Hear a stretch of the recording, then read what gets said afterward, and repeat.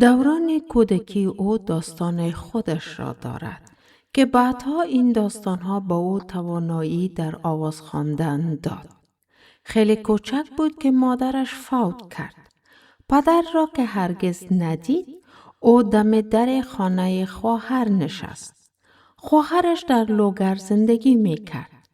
وقتی 7 ساله بود، صبحگاهان به دامنه کوم می رفت و برای چند لحظه به زیبایی طلوع خورشید نگاه می کرد. زیبایی طبیعت احساسش را همچنان تحت تاثیر قرار می داد. آن وقت توله را می گرفت و در مزرعه سبز قلب کوچکش امید جوانه می زد.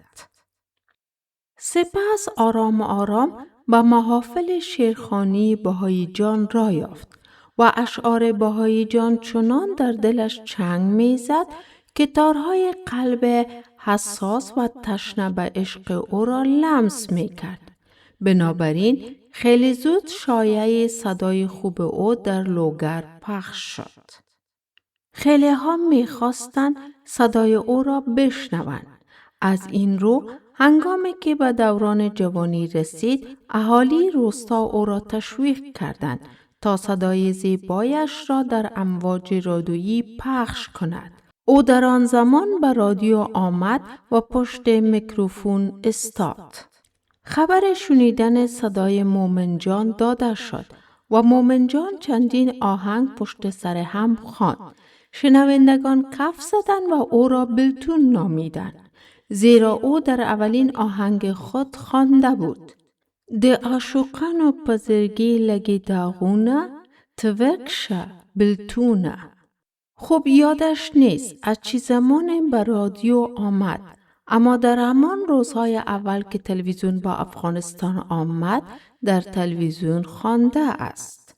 وقتی می پرسم که چرا صدایت کهنه نمی شود، لبخند می زند و می گوید صدای من خیلی سچه است. شعرهای بهایی جان به صدای من درخشندگی داد و آن را غنا بخشید و ارزش هنری با آن قائل شد.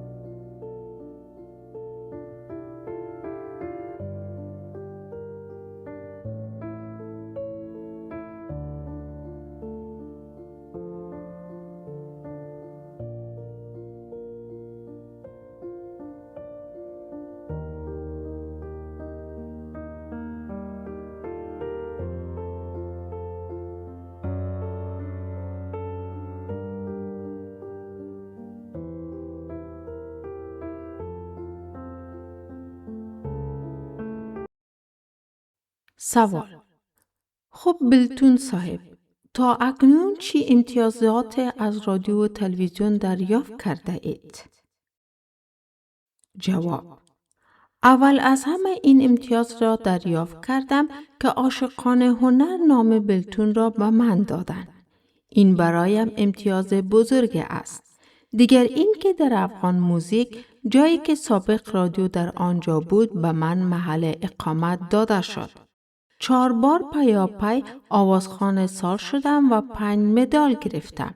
به بلغاریا، یوگسلاویا و ترکیه سفر کرده ام، اما به ولایت‌های زیاد در داخل کشور رفته و کنسرت اجرا کرده ام.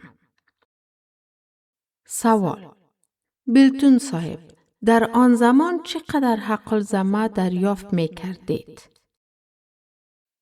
جواب: در اوایل حقوق یک خواننده خوب 70 افغانی بود و 4 بار می خواندیم.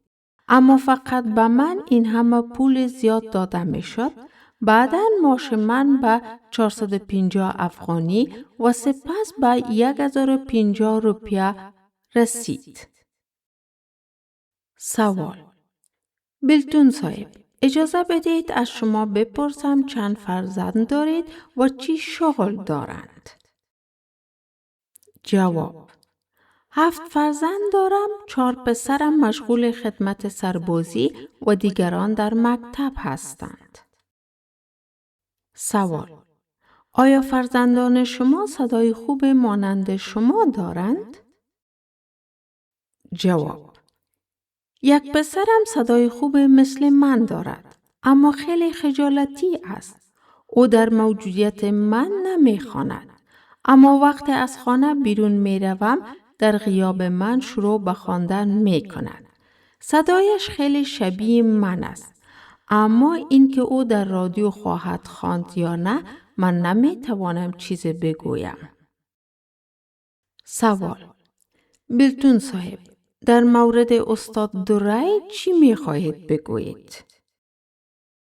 جواب: استاد دوری استاد همه ما بود. اشعار بهایی جان به صدای من جان بخشید، اما ساز استاد دوری به صدای من زندگی ابدی بخشید و به جمع هنرمندان آورد. بعد از فوت استاد کمبودیات زیاد در کار ما نمایان شده است. سوال: اگر از شما بپرسم که به عنوان یک هنرمند چی آرزو دارید چی میگویید؟